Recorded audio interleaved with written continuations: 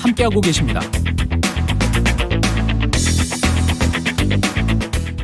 예, 어제 부산을 방문했던 윤석열 전 검찰총장, 국민의힘 입당 여부는 아직 결정되지 않은 것 같고요. 8월 입당설 나오고 있지만 그게 맞는지 안 맞는지 잘 모르겠고, 예, 당내 세력 확보에는 나서는 모습인 것 같고 캠프는 점점 커지는 것 같습니다. 예, 김병민 윤석열 캠프 대변인 나와 있습니다. 안녕하세요. 예, 안녕하세요. 예. 반갑습니다. 윤석열 캠프 대변인으로 이제 가신 거예요. 그 대변인은 몇 분이나 계세요? 저희가 기존에 이상록 대변인이 있었고요. 그리고 이번에 3명의 대변인이 합류했는데 예. 제가 합류했고 예. 또 우리 이두아 전 국회의원이 법률 전문가니까 예. 법률 대응을 하고 윤희석 예. 대변인이 현장에서 또 수행도 하고 이렇게 해서 좀 공보 기능을 강화했습니다. 왜 가신 거예요? 제일 어려운 질문인데요. 예, 왜 가셨는지. 그 고민들이 있었는데요. 예. 일단은 정당의 몸을 담고 또 정치라는 사람이니까 결국 대통령 선거에서 정권 교체를 위한 정권 획득을 하는 노력을 해야 되는데 누구와 함께 하느냐가 중요하지 않습니까? 예.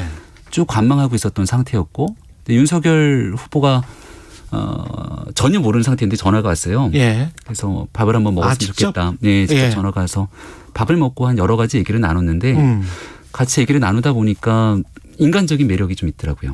예. 그리고 정치는 사실 아무리 똑똑한 사람이어도 그 사람이 혼자 자기 생각대로 끌고 가서 정치를 하게 되면 결국은 그 정치적 결과물이 별로 좋진 않았던 생각들이 나는데 예. 생각이 비슷한 사람들이 여러 전문가가 모여서 그들이 정치적 이상을 같이 구현하는 거잖아요. 그래서 함께 하기 위한 여러 가지 고민들을 얼마든지 할 수 있는 공간도 열고 또 주변의 사람들이 만들어주는 여러 가지 역할들도 수행할 수 있는 그런 열린 융통성들이 생각보다 많다라고 생각이 됐고 예. 윤석열 후보가 갖고 있는 기본적인 정치적 자산이 있습니다.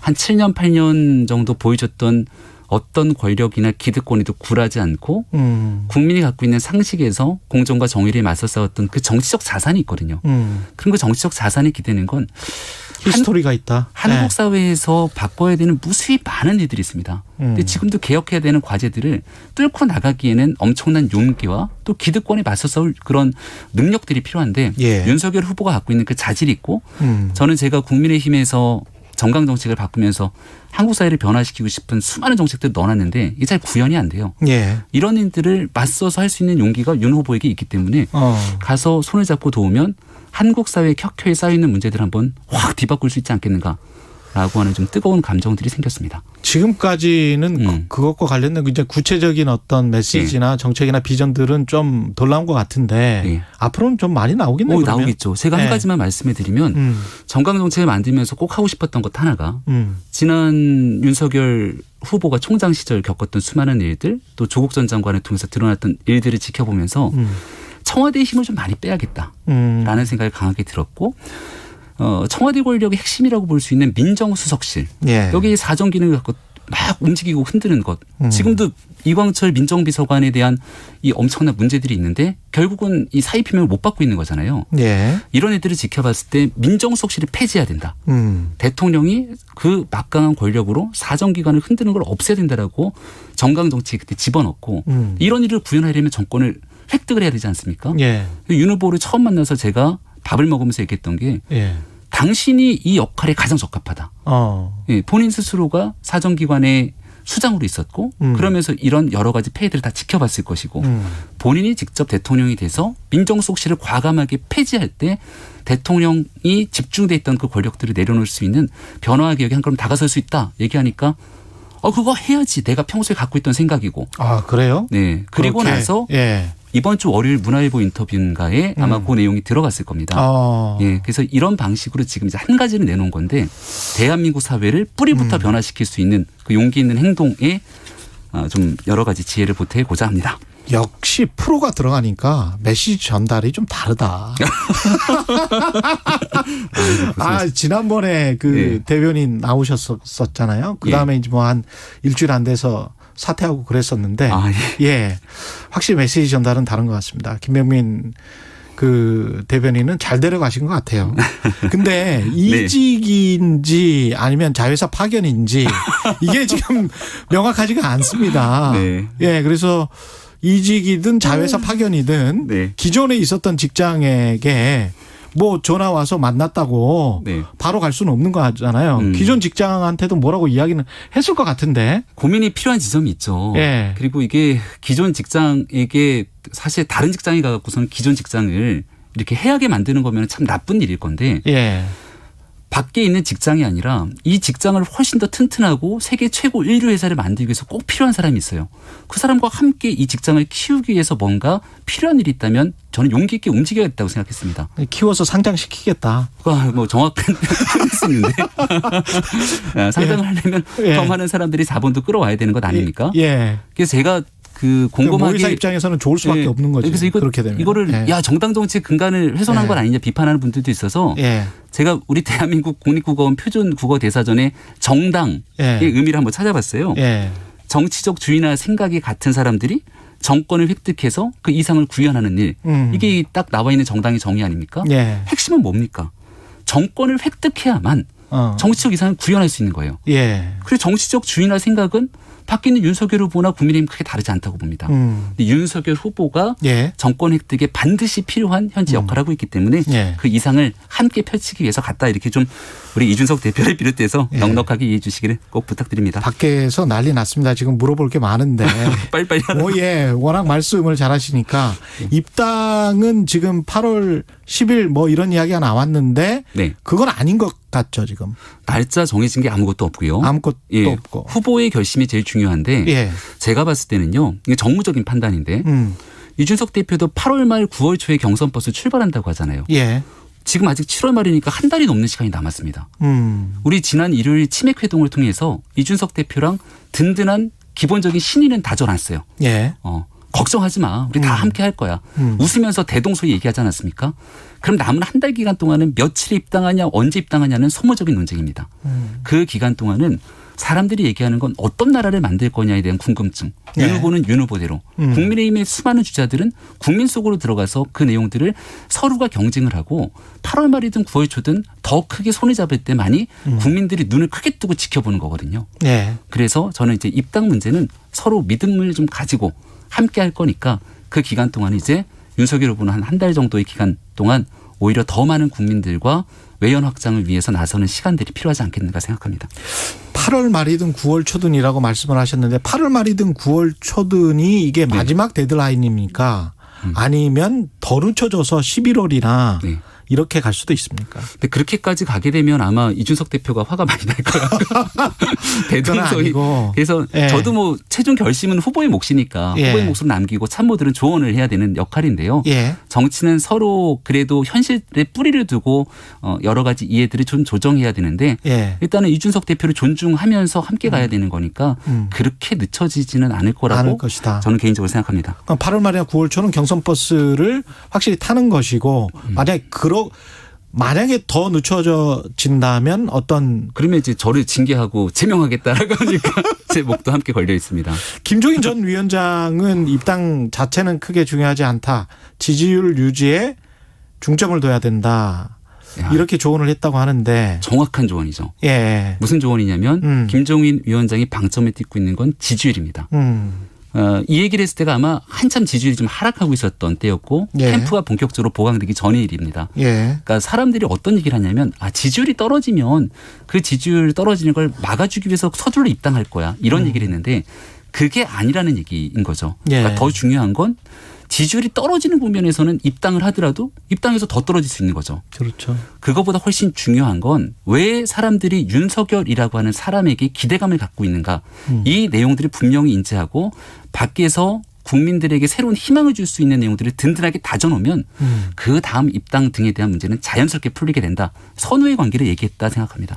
8월 말 9월 초까지 그렇다면 내용이나 메시지 전달에 중점을 둘지 아니면 또 다른 외연 확장도 계획돼 있습니까? 저는 충분히 그 일을 같이 만들어야 된다고 생각합니다.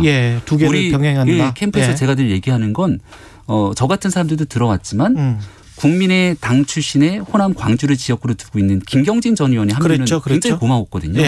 그리고 과거 2016년 국민의당이 사실 호남 지역 전석을 거의 쓸다시피 하지 않았습니까? 그때 같이 활동했던 많은 정치인들이 있을 겁니다. 그래서 우리가 지역적으로는 호남 또 경제적으로는 사회적 약자라든지 늘 보수 정당이나 국민의힘이 많이 품어내지 못했던 공간까지 윤석열 후보가 사람으로 정책으로 메시지로 끌어당기는 일이 중요하기 때문에 그런 일들을 계속 해나갈 겁니다. 그 이른바 이제 윤석열 리스크에 대해서는 어떻게 보세요? 관련해서 뭐 가족? 예, 가족. 그 네. 열린 공감 TV인가요? 네. 예, 고발하고 그러기도 했잖아요. 네. 예, 어떻게 보십니까? 취재윤리에 대해서 저는 좀 매우 안타깝게 생각합니다. 왜냐하면 후보에 대한 검증은 저는 꼭 필요하다고 생각을 해요. 각자에게 필요한 합리적인 검증은 있는데 그래도 지켜야 될 선이 있다고 생각을 합니다. 예. 94세의 어르신이잖아요. 그래서 결국 오죽하면 해당 변호사가 어머니의 치매 진단서까지 떼서 그 내용들을 공개하는 상황까지 오겠습니까? 예. 검증이라는 이름으로 누군가에게 또 다른 2차, 3차 가해가 이어져서는 안 된다는 기본 원칙. 특히 언론의 취재윤리는 반드시 좀 지켰으면 좋겠다. 지난번 공영방송의 문제도 그런 비슷한 맥락들이 있었거든요. 공영방송에서 어떤 일이 있었죠? MBC에서 예. 취재하는 과정 속에서 신분을 속였다라고 했던 그 문제. 이제 그런 측면들까지 고려했을 때 기본을 좀 지켜가면서 그리고 제일 중요한 건 후보에 대한 검증이고 가족에 대한 검증이기도 하지만 윤석열 후보가 좀 뒤늦게 장가를 갔던 상황이지 않습니까? 예.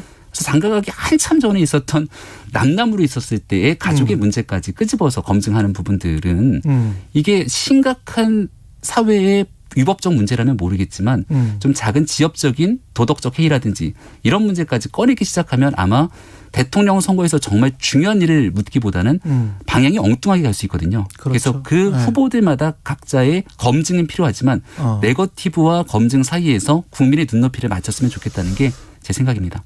이게 약간 좀 회색지대에 있는 영역이 좀 있어요. 왜냐하면 김건희 씨 같은 경우에 윤석열 그 전 총장의 부인이 직접 그런 말을 해버려 가지고 그 뭐 그런 일이 없었다라는 그런 이야기를 한 다음에 그 이후에 사실은 양재택 전 검사 같은 경우에 그 약간 좀 이상했잖아요. 유럽 여행도 그렇고 그 다음에 그 김건희 씨의 어머니가 또 돈을 붙인 것도 그렇고 이런 것들은 다 이제 팩트로 확인이 된 거기 때문에 그런 것들과 관련해서 직접 양재택 씨의 어머니에게 물어본 거잖아요. 그리고 난 다음에 양재택 전 검사는 어머니가 치매다 이렇게 이야기를 한 거잖아요. 그러니까 팩트를 보면 양재택 전 검사는 계속 부인을 하고 있는 것이고 그리고 관련된 증빙 서류랄지 그다음에 어머니가 치매인데 그런 이야기를 할 수 있을까는 모르겠습니다만은 하여간 관련해서 비슷한 이야기를 하고 이건 좀 이상하기 때문에 그러니까 거기에서 필요한 부분이 있다면 양 변호사에게 여러 가지 부분들을 확인하고 묻는 일들을 해야 되는데 그거를 확인하는 수단 속에서 집에 들어가는 그 과정에서의 그 신분을 속인다든가 아니면 앞서 말씀드린 것처럼 94세의 어르신입니다. 그리고 그분이 여기에 대해서 치매를 또 앓고 있다고 이런 얘기를 하는 게 사실 쉬운 일이 아니잖아요. 그렇긴 그런 하죠. 내용까지 있는 그대로 다 공개를 사실 그분이 대통령 후보로 나온 것도 아니고 그런 상태에서 어머니가 알아 누우셨다는 거지 않습니까? 그 노모가. 그러니까 이런 일들이 발생되는 부분들이 과연 적합한 일인가. 그리고 여기에 대한 검증이라는 건 또 아내와 관련된 문제 속에서 뭐 그런 제 입으로 담기 어려운 그런 얘기들인데 이런 게 과연 국민들에게 그렇게 시급하게 반드시 검증돼야 되는 문제인지 등에 대해서는 충분한 판단들이 더 있을 거라고 봅니다. 오케이, 알겠습니다. 최재형 전 감사원 최재형 후보라고 다 할게요. 최재형 후보가 윤석열 후보를 만나자고 했는데 만나자고 한 의도는 좀 보이고 어떻게 보세요? 1대1로 이제 나도 대접받고 싶다 윤석열과 뭐 이런 의도인 것 같은데. 최재형 후보님 훌륭하신 분입니다. 그리고 국민의힘의 입당에서 여러 정치 행보들을 잘 펼쳐나가고 계시고 또 지난번 첫 번째 행보에서도 봉사활동하시면서 여러 행보들을 잘 이끌어 가실 거라 보고요. 윤 후보 입장에서는 최재형 후보든 또 국민의힘의 여러 대선 주자든 유력한 정치인이든 만나자고 하는 사람들의 연락들이 계속 올 텐데 언제든지 적절한 때와 시기가 오면 그분들을 다 만나지 않겠습니까? 예. 다만 지금은 부산의 민생현장도 다녀오면서 여러 사람들의 목소리를 특히 국민의 목소리를 경청하고 이 내용을 담고 있는 그런 시간이니만큼 후보의 시간도 좀 존중해 줬으면 좋겠다는 생각입니다.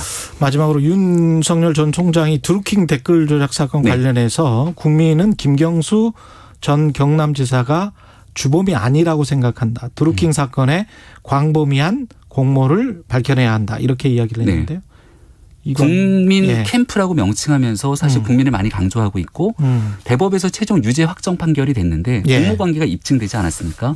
이로 인해서 피해를 입은 사람도 있고 안철수 전 대표가 본인이 최대 피해자다 이렇게 안철수 대표가 얘기하기도 하던데 또 혜택을 입은 사람들도 분명히 존재하겠죠. 여기에 대해서 어떤 일들이 과연 발생했는지에 대한 사실관계 입증이 필요하다는 국민들이 적지 않을 겁니다. 근데 이 일을 밝히는 게 중요한 이유는 이런 정치적 주장과 메시지가 계속 있을 때만이 지금도 어디선가 대통령 선거 국면을 앞두고 포털이나 이런 여론에서 불법적인 행위로 여론을 조작하는 행위에 대한 경종을 울릴 수 있거든요. 그런 두 가지 측면이 함께 포함되어 있다고 생각합니다. 시간이 한 30초 남았습니다. 김종인 전 위원장은 지금 어떤 고문 같은 그런 역할이 휴가 중에 계십니다. 휴가 중에 계십니다. 그 두 번 정도 윤 전 총장 만났다고 하는데. 근데 참 김종인 위원장과의 만남에 대해서 여러 가지 해석들이 나오는데 일단 7월 초에 식당에서 조우했다라고 하는 거는 크게 부인하지 않는 상황인 것 같아요. 우연히 조우했다까지 나왔는데 그 우연히의 내용들을 또 여러 가지 버전의 해석들이 기사화되고 있는 것 같은데 정확한 건 사실 관계를 할 수 있는 당사자의 확인이 안 된 것 같습니다. 위원장 휴가 끝나고 돌아오면 윤석열 후보도 찾아뵙겠다라고 했으니까 두 분의 공개적인 만남 때 물어보시죠. 김병민 윤석열 캠프 대변인이었습니다. 고맙습니다. 고맙습니다. 네.